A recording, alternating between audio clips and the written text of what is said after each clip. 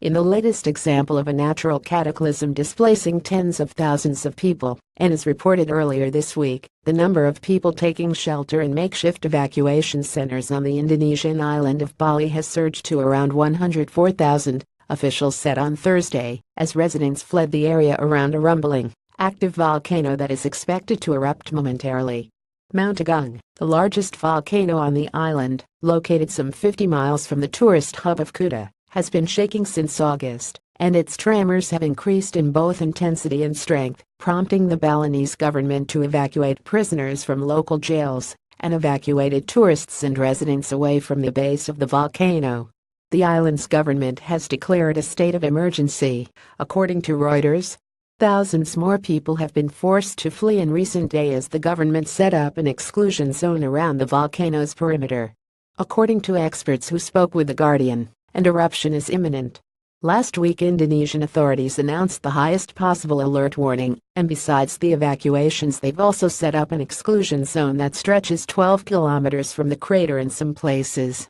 Scott Bryan, an associate professor from the Queensland University of Technology, says there have been very good indications that an eruption is imminent. The fact that the seismic tremors beneath the volcano are increasing in number, intensity, and the reduction in their depth in the last week or so is a very good indication that magma is moving up to the surface, he said.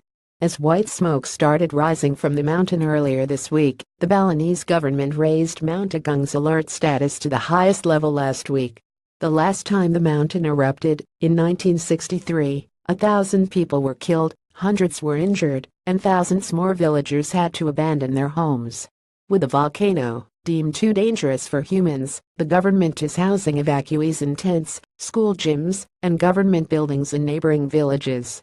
Reuters reports that, while there are plentiful stocks of food, water, medicines, and other supplies, evacuees are worried that the eruption could leave them permanently displaced. One farmer worried the lava flows could destroy his house, leaving him destitute. "If my house is destroyed, I don't know how to restart my life.